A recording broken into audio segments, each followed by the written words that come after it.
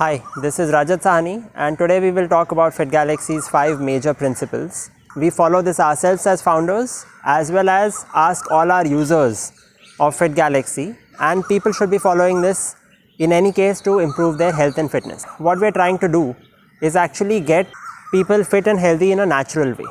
That's the goal behind Fitgalaxy. So in order to achieve this, we have to get back to a lifestyle that people lived 150 years back. That is before packaged processed food was in existence. That is also before people had gyms, doctors, medicines, hospitals. The whole healthcare system is also new. So how did people live before 150 years back, and why are we saying that we have to go back at that point? We're saying that because the rate of obesity, of being unfit and unhealthy, having lifestyle diseases like diabetes, pre-diabetes, cholesterol issues, blood pressure issues, PCOD, PCOS, thyroid, all of these are only modern diseases and they were almost non-existent 150 years back. So you can take the case of diabetes. Currently huge number. These numbers are staggering for many countries. You have now 1/3 of the population being obese, 1/3 of the population being overweight. So actually 2/3 is unfit right then and there. Even the other portion of the population which exists, which is the remaining 1/3, they are all having all kinds of metabolic diseases. They are sleeping late at night. We're following a very modern and very unnatural lifestyle which is not suited to our body. So you will end up, you are on the path, even though you may be so-called healthy right now, but you are on the path to not being healthy and fit if our society continues to live this way. So what are the 5 principles? Coming back to the 5 principles. So the first principle that we need to follow is eat natural food items which were available 150 years back. So anything that is artificial, unnatural, packaged, processed has to be avoided completely. Anything that's made in a lab, factory has to be avoided completely. This includes food items like digestive biscuit, rusk, namkeen, dessert, chocolate, ice cream, cookies, cakes, hotel food, restaurant food, marriage food. So all of these things, whether they claim themselves to be healthy, whether it's a digestive biscuit which says that, oh, it has a lot of fiber, all of these have a large amount of chemical preservatives, added sugar, artificial sweeteners, chemical stabilizers, colors, flavors. So there's a huge list of chemicals that are included in all these food items. So that is why we say that stay away from this at all cost. Even foods in hotels and restaurants, they will be using all these packaged processed food to create their dishes. It's not as if you are getting some fresh food in restaurants or even 5-star hotels. And this is what I also follow. If I go and meet a friend outside for food, in a restaurant, then I would eat at home and go, or I would not eat at all. It's a natural form of intermittent fasting. So these are the things to avoid because these are unnatural, modern, packaged, processed, and they cause lot of health issues. Removing this itself is the first step to getting fit and healthy. Second thing that we need to do, again related to nutrition, is what are the things that we should be eating.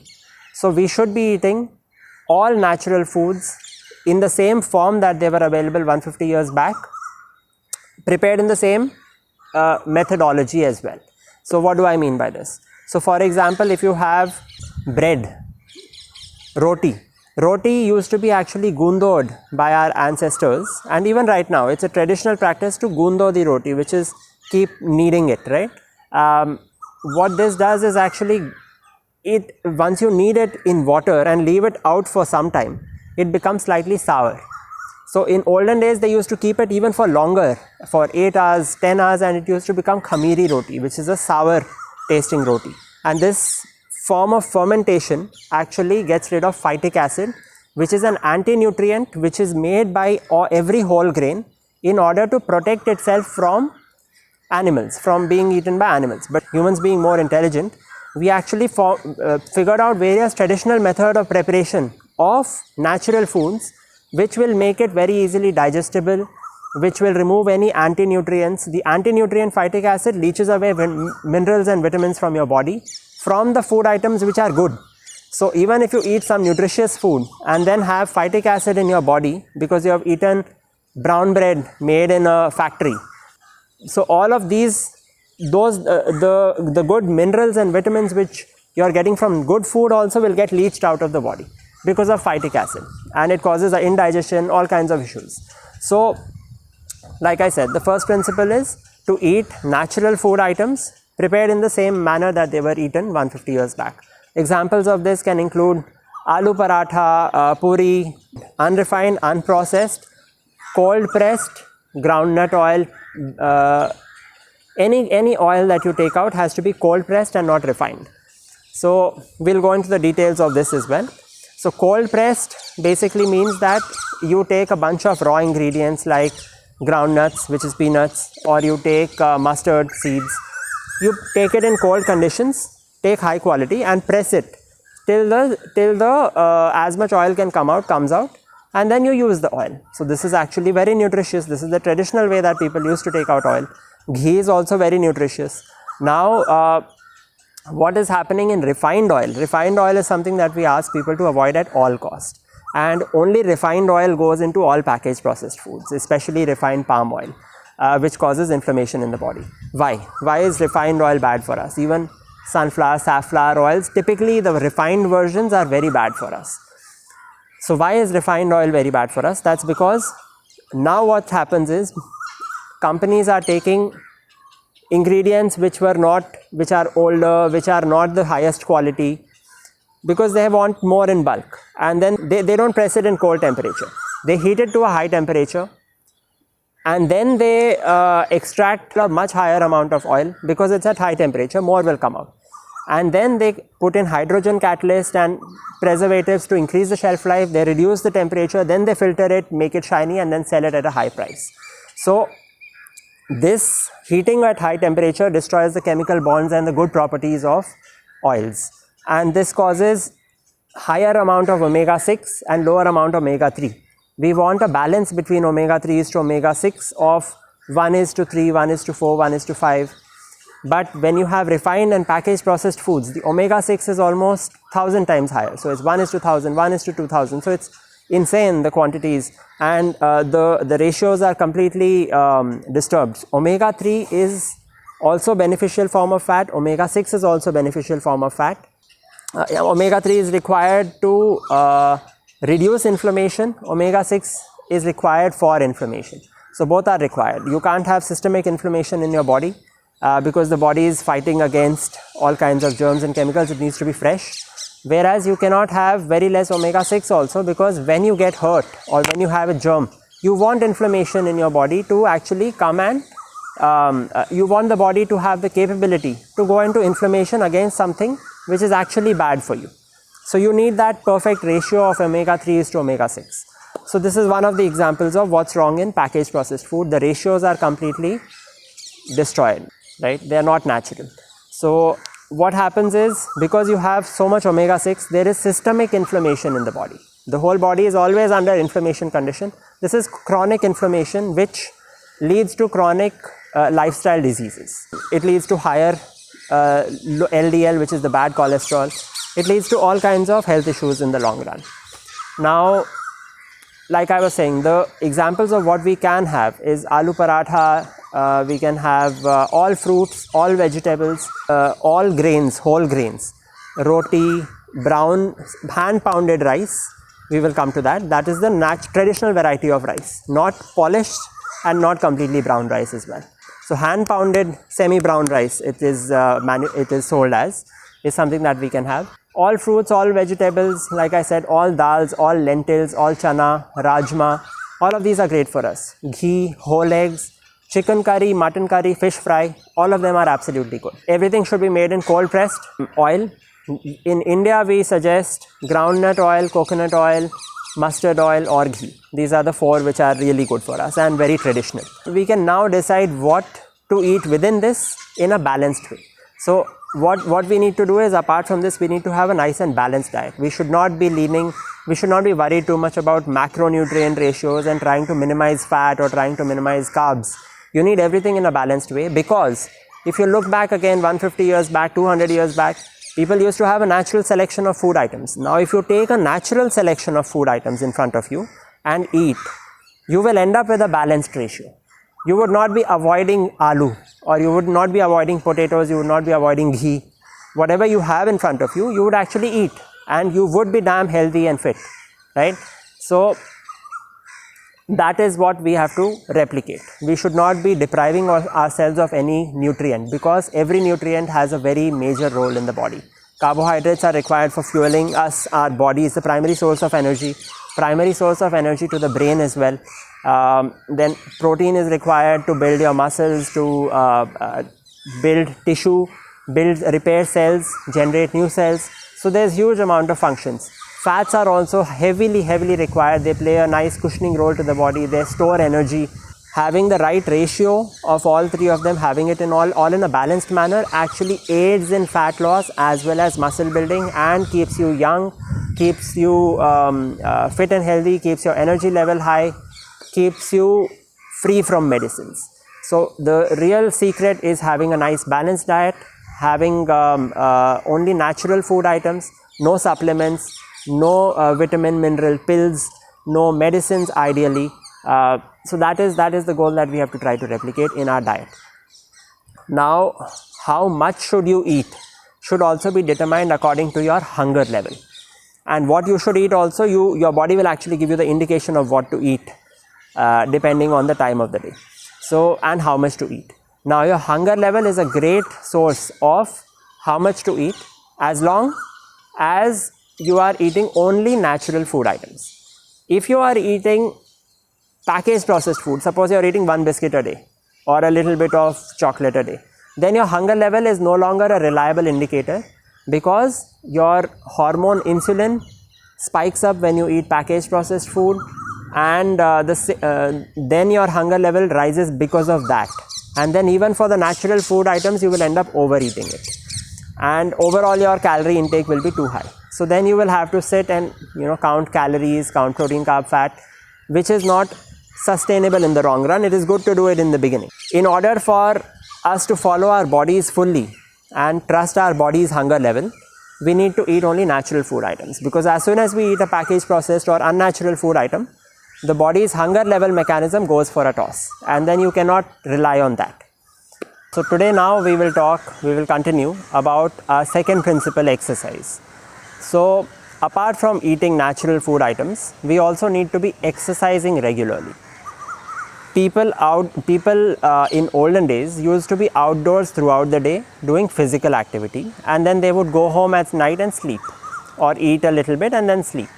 They would not be sitting indoor in AC houses and cars and then offices. So they would actually be doing a lot of physical work, and also walking a lot. People used to by default walk at least 7 kilometers per day on average, in order to get their food, in order to do various physical activities. You would not be sitting sedentary. So this is also a very major part of being healthy and fit naturally. You cannot expect to eat natural food items, be healthy, and then not exercise at all. And this myth of 80% is your diet, 20% is your exercise is wrong, because you need a holistic lifestyle where everything is playing an equal role in order to get you fit and healthy. Exercise and being physically active, absolutely essential, because if you look, what is the one of the principles that every doctor will also tell you about, or any fitness coach, nutritionist will know, is that if you don't use any part of your body, it will actually stop functioning as well. So muscles, when you get a fracture, your leg muscle actually atrophies. Atrophy means basically the muscle actually gets wasted away and it gets reduced over time, because you're not using that. Similarly, your cardiovascular fitness, your endurance, your stamina, the ability of you to uptake oxygen and use it efficiently, so your whole body, cells functioning, being young and youthful and energetic, everything will actually go down if you don't use it. So this is first thing that we have to do. We have to maintain a base level of exercise and physical activity, and that should never go down throughout your life, because you cannot expect that I have now done my exercise for 3 months and then after that I won't exercise, I won't be physically active and then I'll maintain forever. It's not like that. You have to always be active, because if you want your body to perform, you need to give it the appropriate level of stimulus. Only then it will stay at the same level also. Now in exercise, what is the thing that we suggest? We suggest that to do body weight and free weight exercises, which can be done anywhere. It's not required to go to a gym. In fact, we suggest that don't go to a gym. We say that you should be doing only exercises which you can do at home, and ideally you do it outdoors in sunlight. So exercising in sunlight is a very good combination to increase your immunity. The best part is you get your sunlight also, you get your circadian rhythm. It's a very natural form of exercise, because people used to go and hunt outdoors, people used to go and gather food outdoors, they used to be laboring away in their farms only outdoors during the day. They were never doing it indoors with a machine at night with artificial lights and artificial ventilation. So all of these factors play a very important role on the body. We have to try to replicate that you are exercising outdoors, that you are physically active outdoors. You should not be dependent on gyms, especially which are unhygienic, full of artificial light, artificial ventilation, etc. Body weight exercises are those which you can do with your own body weight, like push-ups, plank on hands, walking lunges, split jumps, point-to-point running, burpees. So there's a huge variety of exercises that you can do. Pick out squats, squat jumps. So you can pick out exercises which you like and then keep increasing the challenge level. Start with a level that you're comfortable with and then keep increasing the challenge level gradually. Every time you do the exercise, next time you should be able to aim for higher number of repetitions, higher number of sets. If you are doing a weighted exercise, and the only weight exercises that we recommend are free weights, not machine weights. Free weights are those which you can move freely, like a dumbbell, barbell, kettlebell. Pull-up bar is a body weight exercise, and medicine ball. So these are the only pieces of equipment that we ever suggest, and this is also strictly optional. You don't need any equipment to get fit and healthy. Just with body weight exercises, you can build a strong physique, you can be absolutely fit and healthy without requiring to go to doctors, medicines for your health, or having any supplements for that matter. Now the next thing that we have to talk about is sleep. This is the principle number 3. We have to ensure that we are sleeping complete 8 hours before 10:30 p.m. at a good time, that is basically not too late, and in complete darkness. We have to also ensure that before sleeping, for increasing the sleep quality, we should not be in too much artificial light throughout the day, especially at night. Artificial light, anything that is there, should also be dim and yellow. It should not be bright blue or bright white and intense light. Intense light does not let your melatonin hormone get released, which makes you drowsy and gives you a good quality sleep at night. So that is why it's very important that we minimize screen time, we minimize bright artificial lights at night, we sleep at a good time, and we should also have our dinner at least 2-3 hours before sleeping so that our food is digested. Our body is not working through the night to digest the food, but it's already at rest. So these are the principles to get good sleep. And then the final thing that we need to do for good sleep is also that we have to ensure that we get sunlight during the day, which is our 4th principle. So we'll come to that. Sunlight during the day will ensure that you are sleeping well at night, because your circadian rhythm gets set in the body. Your body responds very well to light. When it has sunlight during the day and darkness during the night, you know that you have to sleep well at night. You will get a very good quality of sleep because your circadian rhythm is set. Now, what is circadian rhythm? Circadian rhythm is the body's internal clock. It determines which hormones will get released at what time. It takes care of various hormone releases, various actions within the body, and this depends on the light exposure that we have. So our bodies naturally want sunlight during the day to be physically active during the day and to be in darkness, sleeping comfortably at night. So this will ensure perfect circadian rhythm for the body. But if we are looking in our smartphones late at night till 2 o'clock, then your circadian rhythm is not working well, because that bright artificial light is taken just like sunlight by the body. And the body will think that why is the sunlight still there, it will keep you alert in response to that light. So you won't have a good quality sleep. You will wake up with low energy, and then you'll have to rely on stimulants like coffee, tea to increase your energy. As caffeine has a half-life of 6 hours, which means even after 12 hours, there's some effect of coffee or tea in your body, of caffeine in your body, which will keep you alert at night, whether you know it or not. Now we come to the fourth principle. The fourth principle is sunlight. So we have to ensure that we take at least 1 hour, 30 minutes to 1 hour of sunlight, and there is no upper limit. You can take as much sunlight as you want in order to, and this is required to maintain good vitamin D levels and circadian rhythm. And sunlight also has a lot of other benefits. It does not allow you to get infection, repairs your cells. There is a reason that we dry our clothes also in sunlight. That's because you get rid of all the bacteria, all the germs. Our skin is the same. Sunlight also improves our circulation. Blood starts flowing better once you get into sunlight. The final principle that we'll talk about is motivation. So this is the fifth principle. So we had nutrition, exercise, sleep, sunlight, and now we're talking about motivation. It's very important to stay motivated in our life by setting our goals and then taking action towards the goals. It only has two components. You set your goals, remind yourselves of your goals, and then take action towards the goals. That's how you should be. The focus should be on this rather than getting stressed about your past, about your future. Of course, you must plan, but it's important to keep yourself focused on your goals and stay motivated, because if you get stressed, that's the opposite of motivation. When you're not motivated, you'll actually get stressed about various things in life. And if you get stressed, that actually reduces your fitness level because it increases the cortisol hormone. Cortisol hormone, incidentally, is a stress hormone. It makes you alert.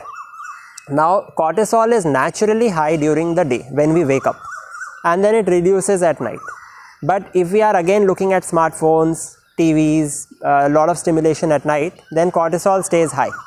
So that's not good for us. It does not let you go into a sleepy state again. So it's all related. That's why we have to ensure that our sleep, sunlight is absolutely on point. Our activities, including exposure to artificial light, exposure to gadgets, exposure to smartphones, TVs, is minimized through the day. And we have to also ensure that we are doing exercise, we are eating natural food items, and we are motivated and not stressed out. So Fitgalaxy's 5 principles that we have to follow for ourselves also, and we ensure that all users also follow this, and we request and ask all our users to follow this, is nutrition, exercise, sleep, sunlight, motivation.